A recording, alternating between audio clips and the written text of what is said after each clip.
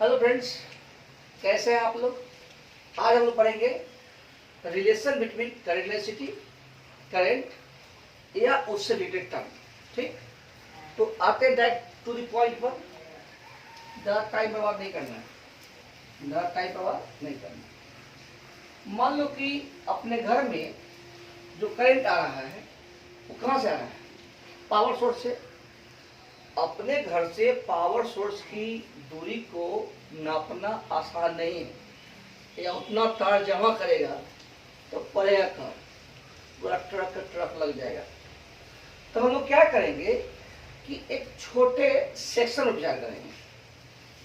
जैसे मान लो कि यही वायर है और इस वायर पे हम छोटे टुकड़े पर विचार करेंगे। कोई दिक्कत?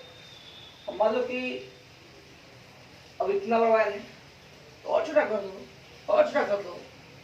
और रियल में पतला है, इसको हम थोड़ा जूम करके मोटा कर दिखा रहे हैं समझने के लिए। ठीक है, इसमें बहुत सारा इलेक्ट्रॉन है, कल पड़ेगा बहुत सारा। और थोड़ा मोटा कर दो, थोड़ा मोटा कर देते हैं। आप लोग लिखा नहीं, अभी नहीं लिखा है। मान लो ये है वायर है, थोड़ा मोटा कर दी। जब तक इलेक्ट्रिक फील्ड नहीं होगा तब तक इलेक्ट्रॉन के घूमने से करंट नहीं होगा। हम पढ़ा चुके हैं। इलेक्ट्रॉन जो होता है कंडक्टर में,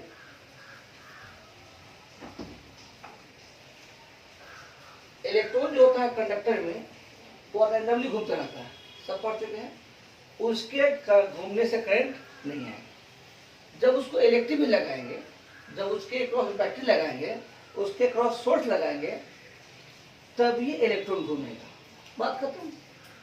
तो मान लो कि बहुत सारा इलेक्ट्रॉन्स है, बहुत सारा इलेक्ट्रॉन्स है, बहुत सारा इलेक्ट्रॉन्स है। ये एक सेक्शन में इलेक्ट्रॉन मान लो कि जा रहा है, जा रहा है, जा रहा है, और यहां से निकल भी रहा है और यहां से आ भी रहा है, सब बात है। तो हमको विचार करना है छोटे सेक्शन में। चलो कुछ लिख लो। डेरिवेशन तो कम से कम नहीं आता है, लेकिन बोर्ड भी तो पास करना है ना। देखो टॉपिक डालो, relation between drift velocity,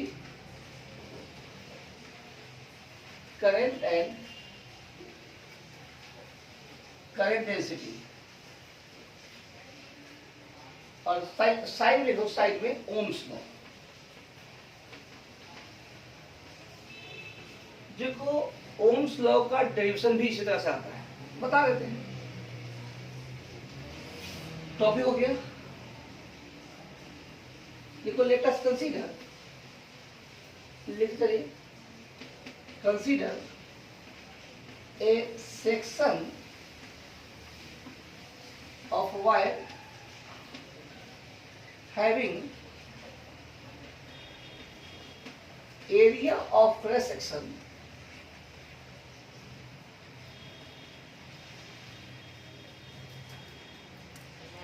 A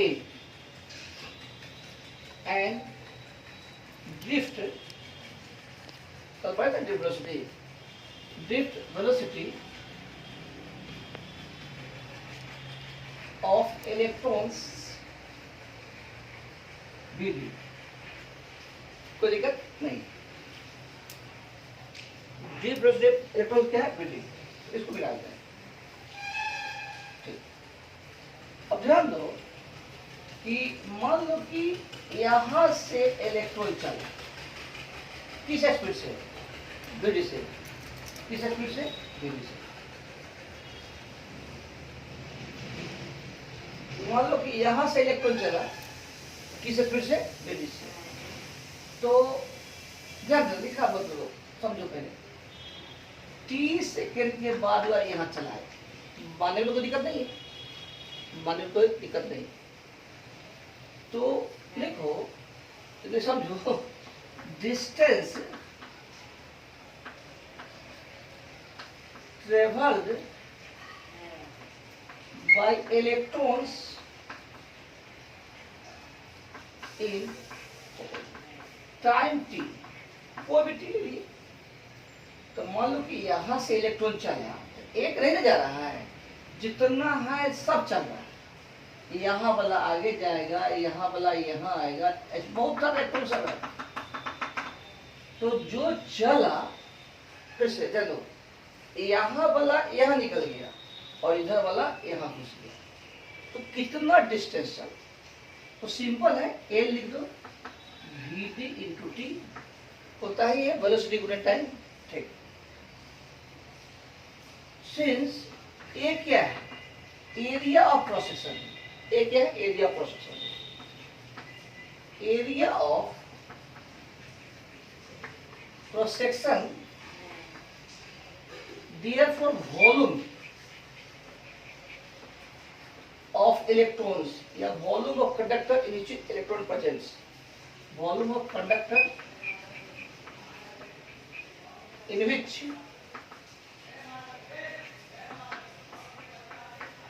electrons present, कितना बता दो?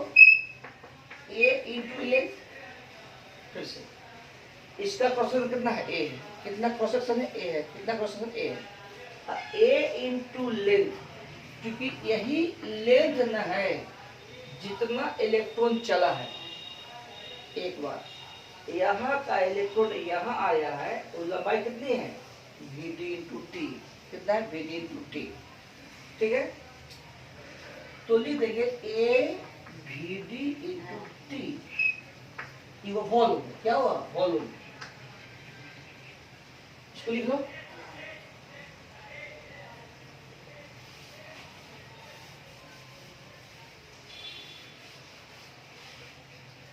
मान लो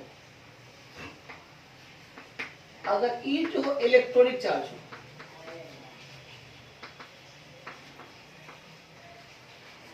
ई क्या है? Electronic charge. ई क्या है? Electronic charge. तो charge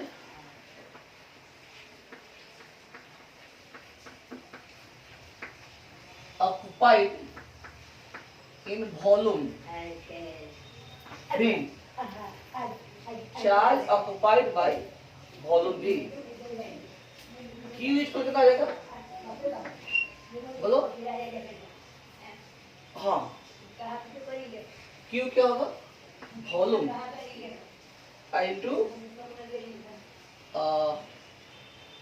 N E, volume into N E, जहां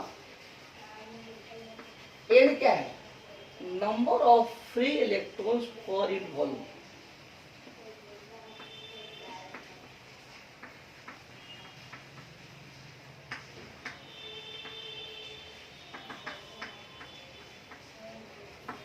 number of electrons per in volume, यही अलग अलग कंडक्टर का अलग अलग होता है।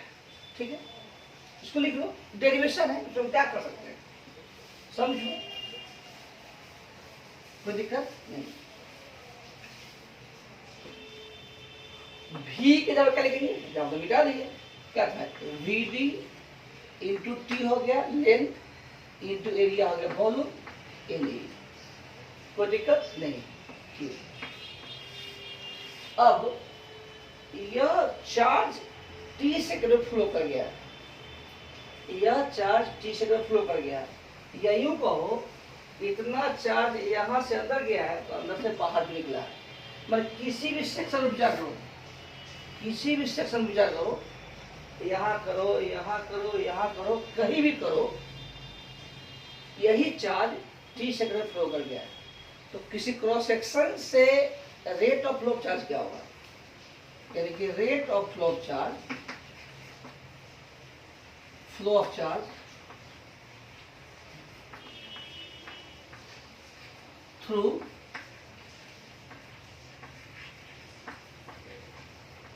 एनी क्रॉस सेक्शन कितना हो जाएगा? देखो, D Q by D T, यानी कि V D A N E D T by T, है ना वो, और इसको बोलते हैं करंट। क्या बोलते हैं? Current. I equal to V D A N E, ये फॉर्मूला हो गया। आई क्या होता है VDANE, क्या होता है आई बराबर VD बाई ना VDANE। अच्छा तो एक समान ये भी हो गया आपका। अच्छा बताओ तो VD इक्वल कितना होगा I by ANE, VD equal कितना होगा I बाई ANE, और I बाई ए को क्या कहते हैं J, I बाई ए को J, यानी कि J बाई एन, या ई फॉर्मूला हो गया VDNE। तो आप इस फॉर्मूला को ध्यान रखेंगे, ठीक। एग्जाम बोले कि ड्राइव करो तो ड्राइव कर देना, और नहीं तो इस फॉर्मूला का यूज बहुत ज्यादा है, ठीक है। लिखो इसको। देखो कहेगा कि ओम्स लॉ को ड्राइव करो, ओम्स लॉ को ड्राइव करो, तो आपको इसी से डेरिवेशन आता है। लिख लिया, लिख लिया, ठीक। अगर तुमको एग्जाम में खासकर बोर्ड में डिराइव करने के लिए बोले तो, और शायद 5 नंबर 4 नंबर का हो तो आपको शुरू से लिखना पड़ेगा, और 2 नंबर का हो शॉर्टकट माने में तो मायरे है वी है। अगर शॉर्ट पे लिखना होगा 2 नंबर में तो यहां से स्टार्ट करना। जे इक्वल क्या था VDNE। कल तुम लोग को बताए थे VD होता है क्या EE by mass of electron into T, ये है NCERT, और ऐसे हम लोग पढ़ाते हैं EET by 2 mass of electron. तो दोनों अपनी जगह पर सही है, गलत कहीं नहीं है, कोई दिक्कत नहीं है। आपको नंबर लाना है इसलिए इसका यूज कीजिए बोर्ड में। अब तक है कि अगर हाफ देते तो क्या कर दिया, देखो बाबर करें हमको हाफ से कोई मतलब नहीं, 2 से कोई मतलब नहीं।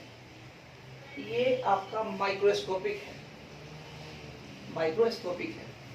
तो हम बताया थे कि जहाँ माइक्रोस्कोपिक थ्योरी हो या माइक्रोस्कोपिक को बहुत बड़ा हो या बहुत छोटा हो, उसमें 2 से मल्टीप्लाई करो, हाफ से डिवाइड करो, कोई फर्क नहीं पड़ता है, कोई दिक्कत नहीं। तो इसी का यूज करते हैं एनसीईआरटी का। ओके चलो, तो देखो VD इक्वल टू कितना है, देखो तो EET by mass of electron NE।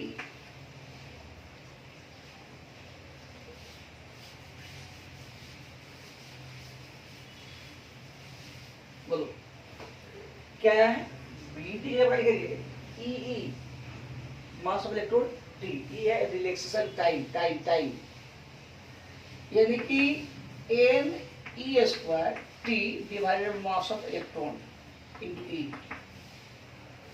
Real में कहें तो यही आपका होता है कंडक्टिविटी। क्या होता है कंडक्टिविटी, क्या होता है कंडक्टिविटी, यानी कि सिग्मा इनटू E। और सच पूछे यही Ohm's law, this is Ohm's law, Ohm's law, ठीक है। बोलना, बोल दिया, ठीक। अब ध्यान दो सिग्मा क्या होता है, NE square T by 2 mass of electron, आधा से 2 डालने का, क्योंकि हम लोग E लेके चलते हैं ना। खैर आपको नंबर लाना है, आप 2 हटा दिए। अगर 2 लिख दीजिएगा तो गलत नहीं करेंगे, क्योंकि फिजिक्स एक्सपर्ट जानते हैं कि बच्चा दोनों बात समझता है। इन क्या है बोलो, नंबर याद रखना पड़ेगा बुआ, number of free electrons per unit volume. क्या होता है number of free electrons for unit volume, number of free electrons per unit volume. यह हर कंडक्टर के लिए अलग होता है, हर कंडक्टर के लिए अलग होता है। अरे सोडियम तक है कंडक्टर नहीं है, एल्युमिनियम ले लो, कॉपर ले लो, आयरन लो, तो सबका इलेक्ट्रॉन डेंसिटी सबका इलेक्ट्रॉन डेंसिटी अलग अलग सेम है, अलग अलग। तो number of free electrons for unit volume, इसी को ना बोलते हैं इलेक्ट्रॉन डेंसिटी। इलेक्ट्रॉन डेंसिटी या डेंसिटी ऑफ इलेक्ट्रॉन जो खाना पा दो, बोलो ना, ठीक है। अच्छा, इट इज डिफरेंट, सब पढ़ना है, डिफरेंट ऑफ डिफरेंट मटेरियल, आपको फॉर कर दो, ऐसे तो मालूम है मेरा अंग्रेजी कितना स्ट्रॉन्ग है। डिफरेंट फॉर डिफरेंट मटेरियल, यह हर मटेरियल के लिए अलग अलग होता है, कोई दिक्कत नहीं। लिखना मत करो, ये लिखो मत, लिखो मत। देखो सिग्मा क्या है, कंडक्टिविटी, क्या बोलेंगे, कंडक्टिविटी। इसको क्या बोलते हैं, कंडक्टिविटी, कंडक्टिविटी क्या बोलते हैं, कंडक्टिविटी। तो कंडक्टिविटी जो हुआ ऑफ मटेरियल, लिखना बंद करो, लिखना बंद करो। सिग्मा क्या होता है बोलो, कंडक्टिविटी ऑफ मटेरियल। सिग्मा क्या होता है, कंडक्टिविटी ऑफ मटेरियल। एन क्या होता है, इलेक्ट्रॉन डेंसिटी, हर का अलग अलग सेम, हर का अलग अलग, लोहा का अलग, एल्युमिनियम का अलग, कॉपर का अलग। इलेक्ट्रॉन डेंसिटी हर का, हर एलिमेंट का अलग अलग होता है। फिर ठीक है, इलेक्ट्रॉनिक चार्ज। तो इलेक्ट्रॉनिक चार्ज हर मेटल में इलेक्ट्रॉन दशा का बराबर होता है। ऐसा थोड़े है कि कॉपर के इलेक्ट्रॉन का अलग चार्ज होगा, एल्यूमिनियम के इलेक्ट्रॉन का अलग चार्ज होगा।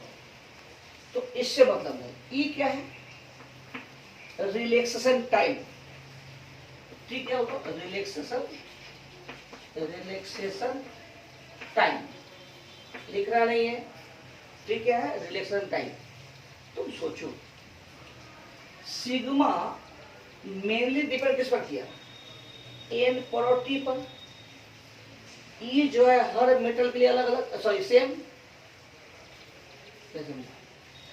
ई जो होता है हर कंडक्टर के इलेक्ट्रॉन का चार्ज अलग अलग से। अब कहें सोडियम का इलेक्ट्रॉन पर चार्ज कितना होगा, और क्लोरीन पर कितना होगा, आयरन पर कितना होगा, सब के लिए इलेक्ट्रॉन का चार्ज देखिए ना होगा।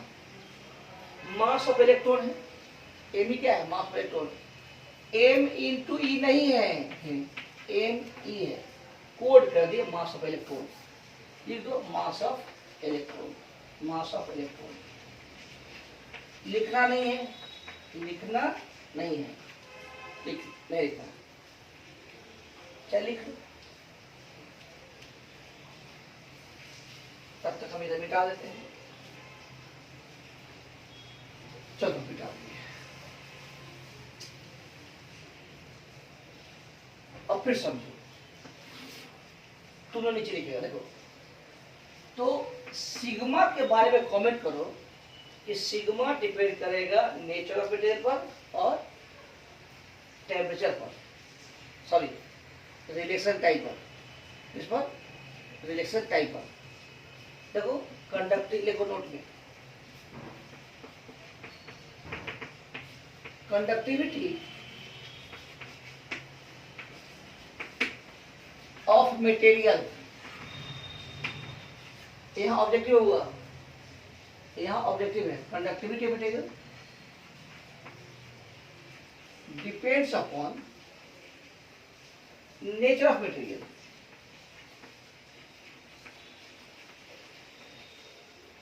Material as well as temperature। किस पर, टेम्परेचर। ध्यान दो, कंडक्टिविटी डिपेंड करेगा नेचर ऑफ मटेरियल पर, और ये टाइम है पता है हमको, और रिलैक्सेशन टाइम डिपेंड करता है किस पर, टेम्परेचर पर। ठीक, कहने का मतलब कि एच, देखो ध्यान देना, टेम्परेचर ऑफ मटेरियल या बाय कम एनर्जी इंक्रीजेज। अगर आप टेम्परेचर बढ़ाते हैं अगर आप टेम्परेचर बढ़ाते हैं तो रिलैक्सेशन टाइम क्या होगा? रिलैक्स टाइम डिक्रीज करेगा। कल बता दें ना, इलेक्ट्रॉन जल्दी टकराएगा, तो टेम्परेचर बढ़ाएंगे तो रिलेक्शन टाइम घटेगा। टेम्परेचर बढ़ाएंगे तो रिलेक्शन टाइम घटेगा। टेम्परेचर बढ़ाएंगे तो रिलेक्सेशन टाइम घटेगा, और इसके घटने से कंडक्टिविटी भी घट जाएगा। एंड हेंस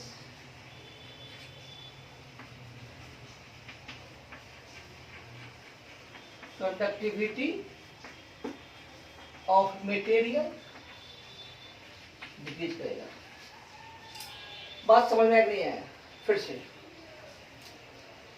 इसको लिख लो, लिख लीजिए। देखो, यानी कि टेम्परेचर बढ़ाएंगे तो ये घटेगा, जब ये घटेगा तो कंडक्टिविटी घटेगा। लिख दो and vice versa. Vice versa जानते हैं ना?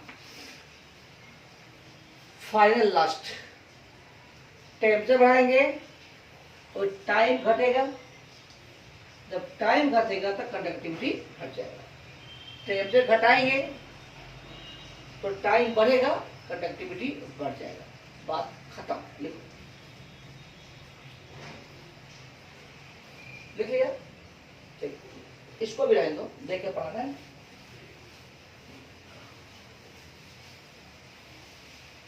एक नया टर्म आ गया, रेसिस्टिविटी। रेसिस्टिविटी नाम से रेसिस्टेंस, रेसिस्टिविटी देखो, resistivity rho, resistivity rho. Okay, ये क्या होता है? ये क्या होता है? कुछ नहीं, इसका परिभाषा है, इट इज डिफाइंड एज 1/सिग्मा। और परिभाषित हम क्या करें, यानी कि जो काम कंडक्टिविटी करेगा उसका उल्टा रेसिस्टिविटी करेगा। कहने का मतलब हुआ कि 1/सिग्मा कितना है बोलो? me² tau by mass of electron. कोई दिक्कत नहीं, ध्यान दो, सेम है। यह भी डिपेंड करेगा, एन मतलब number of electron point volume, यानी कि डेंसिटी, यानी कि नेचर ऑफ मटेरियल। तो लिख देंगे इट ऑल्सो, इट मतलब what? It also depends upon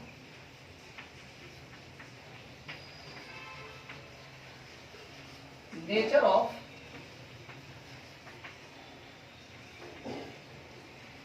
material as well as temperature।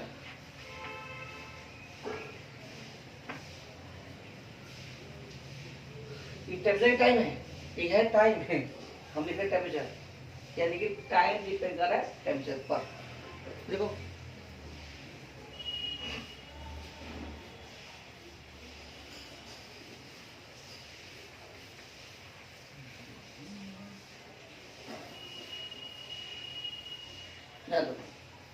कहने का मतलब है कि देखो, एच देखो टेम्परेचर इंक्रीज कराएंगे तो रिलैक्सेशन टाइम टॉ डिक्रीज करेगा, कंडक्टिविटी डिक्रीज करेगा, रेसिस्टिविटी इंक्रीज करेगा। बात खत्म। टेम्परेचर बढ़ाएंगे तो टाइम घटेगा, जल्दी टकराएगा, जब ये घटेगा तो ये बढ़ जाएगा। एच टेम्परेचर डिक्रीज कराएंगे तो रिलैक्सेशन टाइम इंक्रीज करेगा, बहुत आराम से टकराएगा। सिग्मा इंक्रीज कर जाएगा, रेसिस्टिविटी घट जाएगा। कोई दिक्कत नहीं है, लिख लीजिए।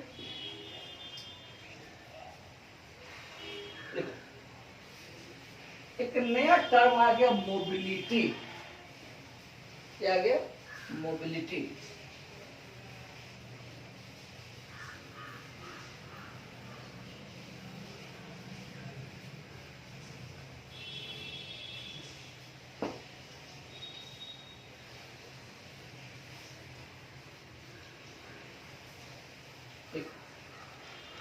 मोबिलिटी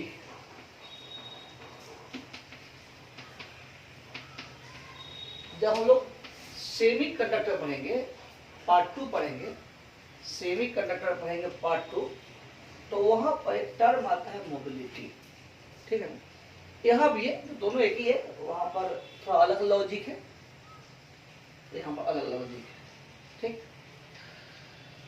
देखो मोबिलिटी होता क्या है, हर सब्सटेंस का अपना अपना चार्ज कैरियर होता है। हर सब्सटेंस का अपना अपना चार्ज कैरियर होता है।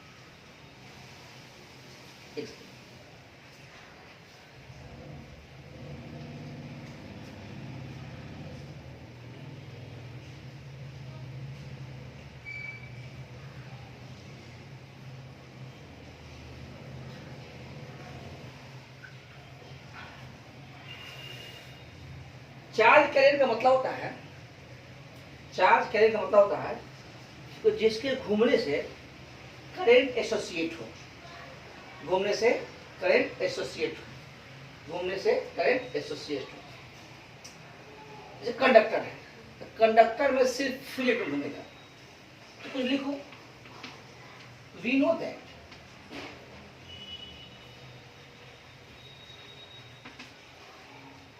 चार्ज कैरियर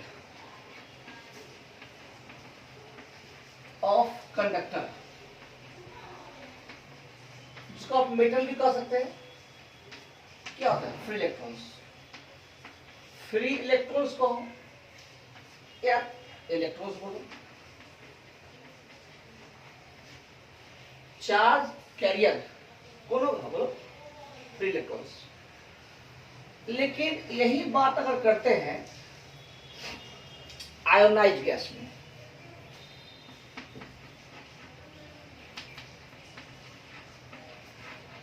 इसमें तो इलेक्ट्रॉन होता ही है,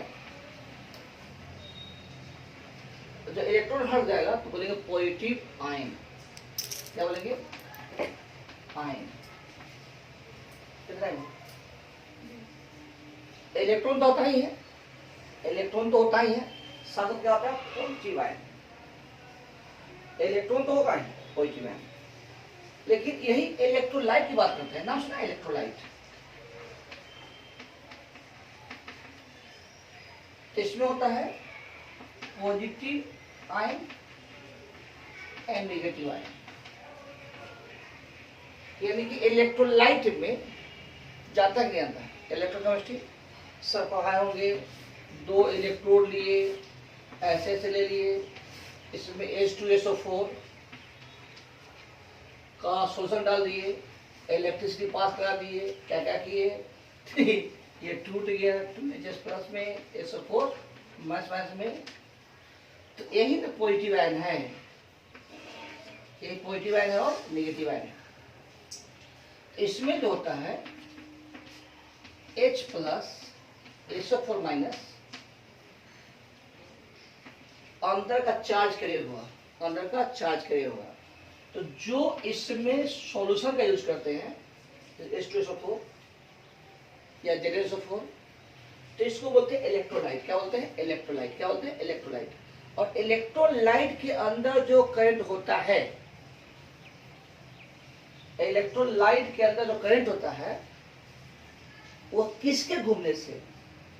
तो H प्लस को घूमने से, SO4 को घूमने से, SO4 माइनस, तो H प्लस घूमने से, SO4 माइनस को घूमने से। समझ में आ गया? तो यहाँ जो चार्ज कैरियर हुआ, क्या हुआ? पॉजिटिव आयन और नेगेटिव आयन। समझ में आ रहा है?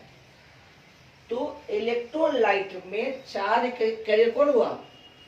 पॉजिटिव आयन और नेगेटिव आयन। किसी गैस की बात करते हैं, आयोनाइज गैस, तो उसमें इलेक्ट्रॉन और सिर्फ पॉजिटिव आयन, नेगेटिव नहीं है, क्योंकि गैस है, इलेक्ट्रॉन निकल गया था, प्लस हुआ, तो इलेक्ट्रॉन और पॉजिटिव आयन। और कंडक्टर का तो समझता ही। ओके, देख लो, इस ऑब्जेक्टिव सब है, ध्यान रखिएगा।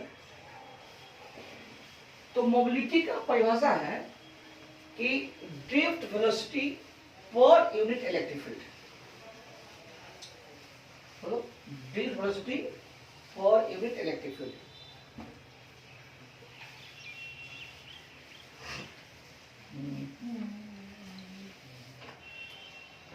देखो, mobility mu, it is defined as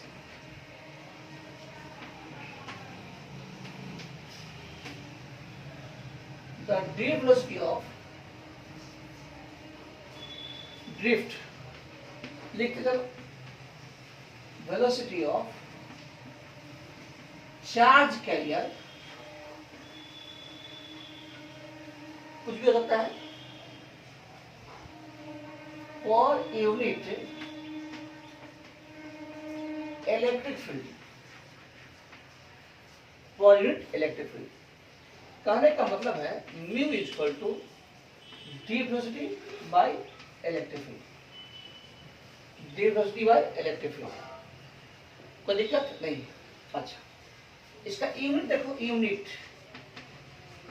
mu क्या हो जाएगा, ये है वेलोसिटी मीटर बाय सेकेंड, और इलेक्ट्रिक फील्ड क्या होता है, वोल्ट बाय मीटर, नहीं वोल्ट बाय मीटर, फाइनली हो जाएगा metre square by volt second. इसे क्या समझाना है, देखो यूनिट ऑफ म्यू क्या हो जाएगा, तो वेलोसिटी का होगा मीटर बाय सेकेंड, इसका होगा वोल्ट बाय मीटर, इसको ऊपर कर देंगे मीटर गुणे मीटर मीटर स्क्वायर बाय, समझ में आ गया, बिठा दे, ठीक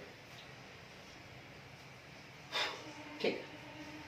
थोड़ा सा इसको और बड़ा कर सकता है, म्यू VD के जगह क्या लिखेंगे, देखो EE T mass of electron 1 bye electric field. अब देखो यह भी कट जाएगा, यह भी कट जाएगा, क्या मजा आ गया, देखो ET नहीं होता है रे मदद करो, ठीक ET बाय N। क्या देखो, ये है रिलेक्शन टाइम, क्या है रिलेक्शन टाइम।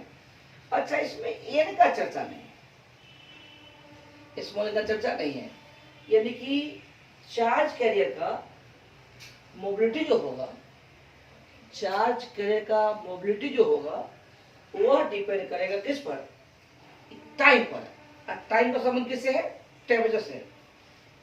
ज्यादा हो गया, मोबिलिटी चार्ज कैरियर का डायरेक्ट संबंध है किससे, टाइम से, और टाइम का संबंध किससे है, टेम्परेचर से। यानी कि mobility of charge carrier depends only upon temperature, only upon temperature, and it is independent of nature of material. क्योंकि देखो हम लोग अपने मन से कुछ नहीं कहते हैं, जो मैथमेटिक्स बोलेगा वही सही, जो मैथमेटिक्स बोलेगा वही सही। तो लिख दो, उसको लिख लिया, खूब समझना है।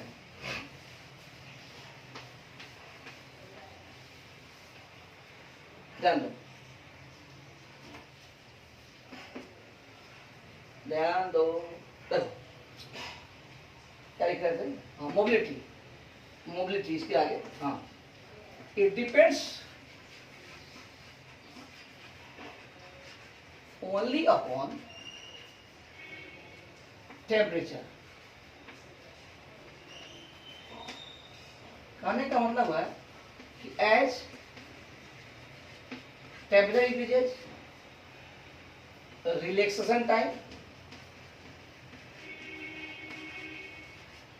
decreases, and hence mobility decreases, and vice versa। समझ में आ गया, अगर टेम्परेचर बढ़ाएंगे तो ये घटेगा, जब ये घटेगा तो मोबिलिटी भी घटेगा। समझ में आ गया, सब एक साथ कर सकता है, कोई दिक्कत नहीं, कर दो। वाइस वर्सा, या टेम्परेचर क्या होगा, कोई रिस्पॉन्स ही नहीं है, बढ़ेगा।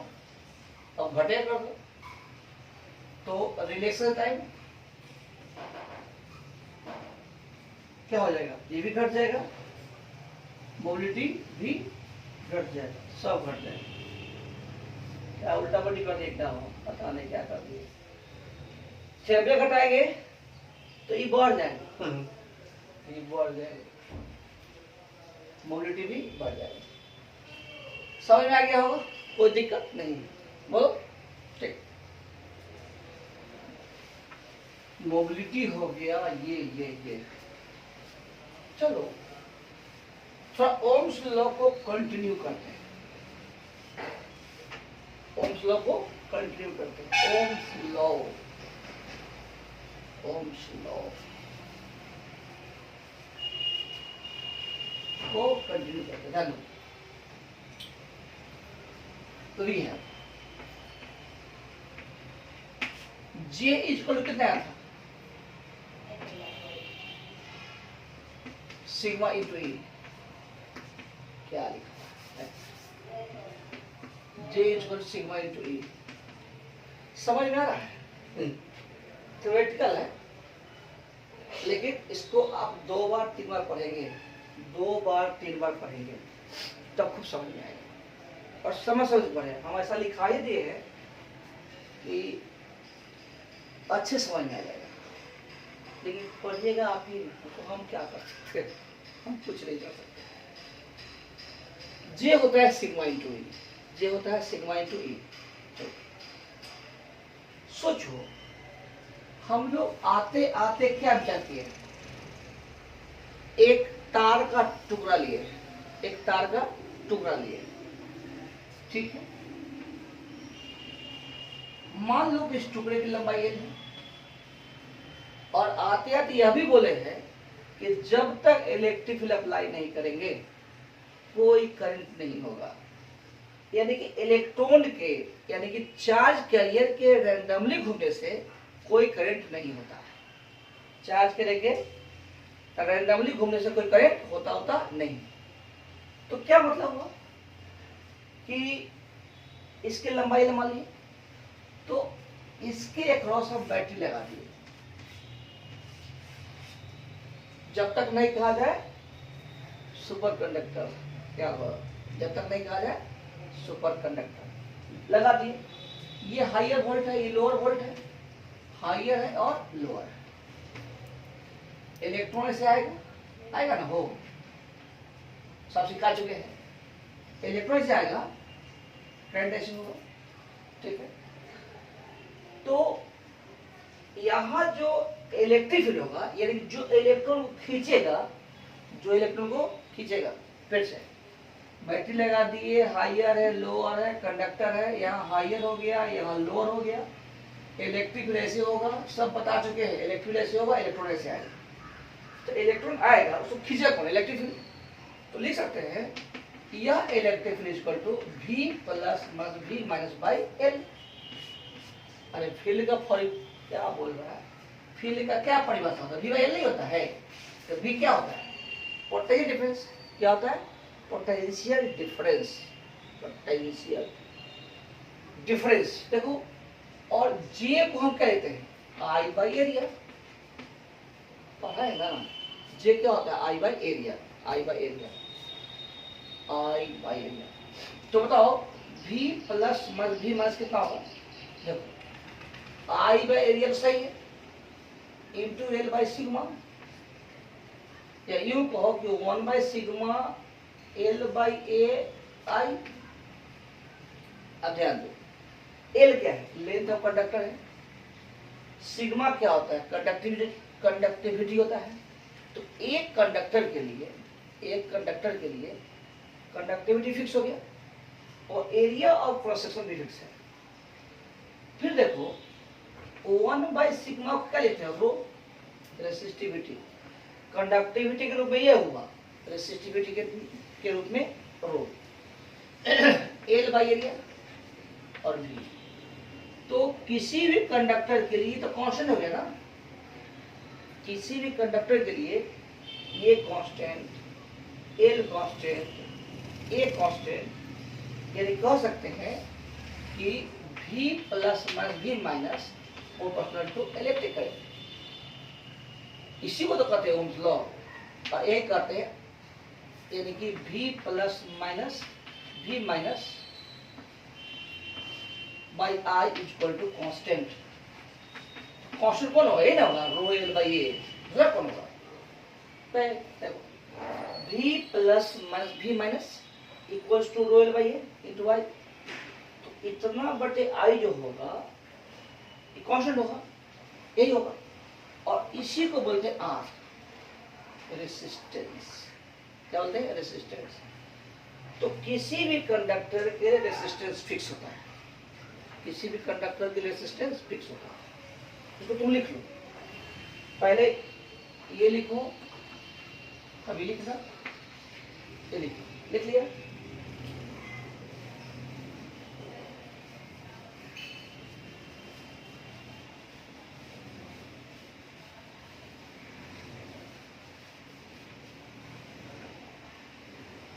V प्लस V माइनस को बोलेंगे V बाई आई, यानी कि V बाई आई जो होगा constant R rho L by A, जो कहना है सब कह दो, यानी V इक्वल कितना? I into R. सोचो, वोल्टेज बढ़ाएंगे तो करंट बढ़ जाएगा, रेसिस्टेंस में कोई फर्क नहीं होगा। वोल्टेज को बढ़ाएंगे तो करंट बढ़ जाएगा, रेसिस्टेंस में कोई फर्क नहीं पड़ेगा। ये तो ओम्स लॉ है, दिस इज ओम्स लॉ।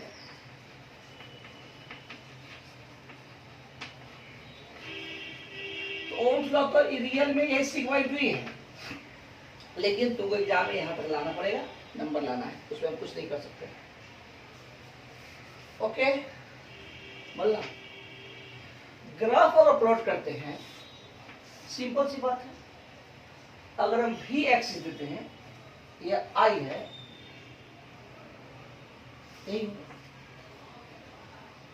यही होगा, कोई दिक्कत नहीं है।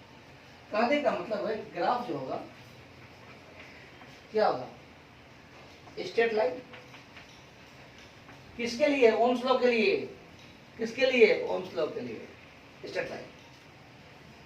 और यहाँ जो थीटा होगा वो tan थीटा क्या होगा? R, resistance. क्या हो गया? रेसिस्टेंस। कोई दिक्कत? बोलना। अगर मान लो कि गलती से इधर करंट दे दे, ध्यान देना, इधर वोल्टेज दे दे, घबराइएगा नहीं, ये थीटा होगा, तो ये कितना हो जाएगा? 90 बाई थीटा, यानी कि 1/10 आ जाएगा। कॉट हटाओ। तुम ध्यान देना कि इधर भी है, इधर आई है, तो ये tan थीटा हमारा रेसिस्टेंस होगा। अगर इधर आई होगा, इधर भी होगा, तो इधर वाला tan थीटा रेसिस्टेंस होगा। समझना क्या ना? और चर्चा नहीं करते हैं। खुश?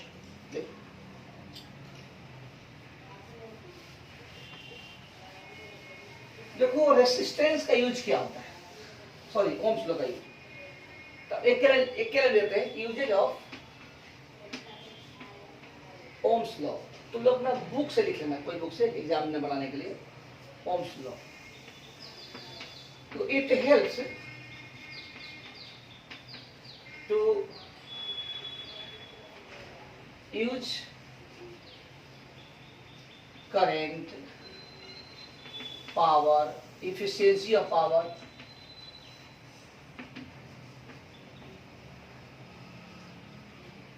resistance, ETC। लिखते रहना बैठ करके, बुक्स लिख देना, लिखिए। अच्छा, लिमिटेशन कहाँ कहाँ लागू नहीं होता है? तो पहली बात कि जहां हाई वोल्टेज होगा लागू नहीं होगा। बोलो क्यों? बोलो क्यों? देखो, जहां हाई वोल्टेज होगा वहां करंट भी हाई होगा, करंट भी हाई होगा।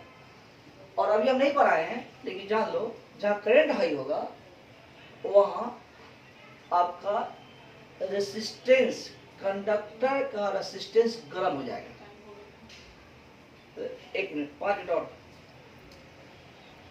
कंडक्टर का रेसिस्टेंस गर्म हो जाएगा और रेसिस्टेंस भी टेम्परेचर डिपेंड करता है।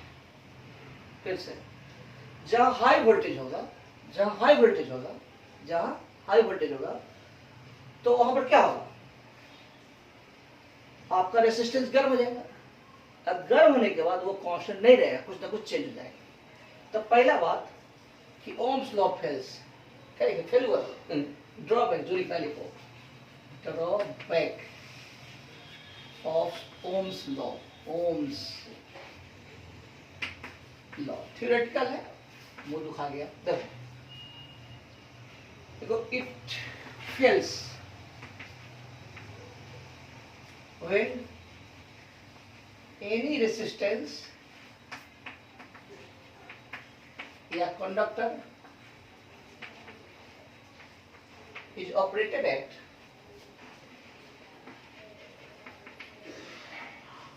high voltage। देखो ये ग्राफ ऐसा दिया होता है, यहां तक सही है, सही है, सही है, आई है वोल्टेज है, सही है, सही है, जा रहा है ना, सही जा रहा है, Ohm's law, Ohm's law, Ohm's law, Ohm's law, voltage बढ़ जाता है ओम्स लॉ। यानी कि इस टेम्परेचर के बाद लागू नहीं होता है। तुम समझ रहा है हम क्या कर रहे हैं, मतलब वोल्ट बढ़ा है, करंट बढ़ा, वोल्ट बढ़ा है, करंट बढ़ा, वोल्ट बढ़ा है, करंट बढ़ा, सब सही जा रहा था। लेकिन कुछ वोल्टेज के बाद रेसिस्टेंस भी चेंज होने लगता है। तो ओम्स लॉ वैलिड है उससे पहले ही, यहां लिखो Ohm's law, valid Ohm's law, समझ आया ना, valid Ohm's law, not valid. अब समझ में आ गया, वैलिड पता नहीं क्या लिखिए। दूसरा कंडीशन क्या है कि जहां भी इलेक्ट्रॉनिक डिवाइस होगा, जहां भी इलेक्ट्रॉनिक डिवाइस होगा वहां पर काम नहीं करेगा, क्योंकि वहां रेसिस्टेंस फिक्स नहीं होता है, हमेशा हर पल रेसिस्टेंस चेंज होता रहता है, हर पल रेसिस्टेंस चेंज होते रहता है। ये तो हम पढ़ाएंगे मोटर में, और हम ही पढ़ाएंगे, इतना टेंशन नहीं लेना, अच्छे से पढ़ाएंगे, एकदम पूरा लेवल में पढ़ाएंगे। आईआईटी में क्वेश्चन, मेडिकल में क्वेश्चन खूब बनता है। अब बोर्ड भी तो पास करना है ना, नॉलेज लेके पास करना है, चीटिंग से नहीं। देखो तो इट इज not valid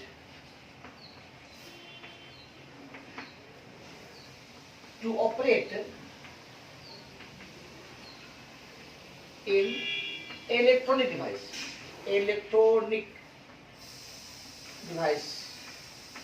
जो like a thing, diode, amplifier, rectifier, सब पढ़ाएंगे, सिलेबस में ही है, ट्रांजिस्टर सब पढ़ाएंगे।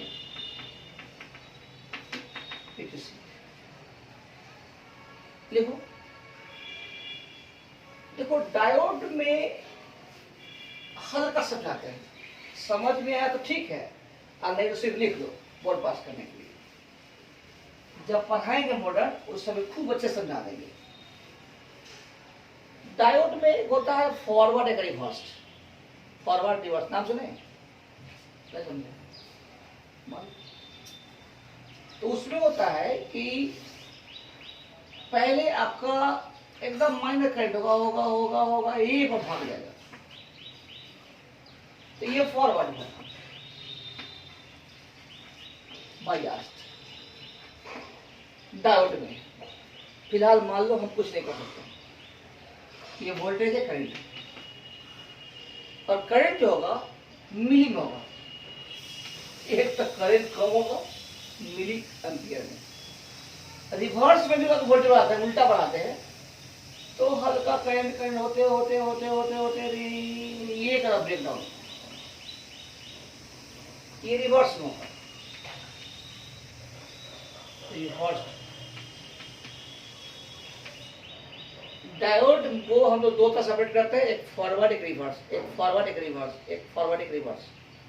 अब यहाँ पर पढ़ाएंगे तो टाइम लगेगा, समझ में तो आएगा नहीं। तो ये माइक्रो में, यानी कि कहने का मतलब है कि रिवर्स में तो करंट वो जीरो मानते ही, रिवर्स में करंट क्या मानते हैं? जीरो। रिवर्स में करंट जीरो, इसमें जीरो मानते हैं। सब ग्राफ समझने के लिए होता है जीरो, ठीक। लेकिन चलिए थोड़ा भी तो होता होगा ना, कहीं थोड़ा ही। फॉरवर्ड में तो करंट होता है, मिली बहुत ज्यादा नहीं होता है, 0.001 0.00 मिली बहुत कम नहीं होता है, लेकिन माइक्रो क्या होगा करंट? तो फॉरवर्ड में थोड़ा करंट होता है, रिवर्स में करंट नहीं होता है, लेकिन फिर भी तो समझ में आ गया। तो एक जनरल डायोड होता है, सब पढ़ेंगे, खैर समझ में आ गया। तो ये ड्रॉबैक है, कहीं भी रेसिस्टेंस कांस्टेंट नहीं है, कहीं भी किसी भी पॉइंट पर रेसिस्टेंस कांस्टेंट नहीं है। लेकिन अपना ओम्स लॉ क्या कहता है कि V by I कांस्टेंट, आई कहता है कांस्टेंट नहीं है, हर पल चेंज होता है। तो इसमें यूज करते हैं डायनेमिक रेसिस्टेंस। क्या होते हैं? Dynamic resistance. डेल V हर पल का चेंज बाई हर पल का चेंज डेल R। तो इससे कोई मतलब नहीं है फिलहाल। इसको बोलते हैं डायनेमिक रेसिस्टेंस। क्या होते हैं? Dynamic resistance. समझ में आ गया? तो नेक्स्ट हम लोग पढ़ेंगे, हम लोग 3 क्लास पढ़ चुके हैं, देखो। Okay bye.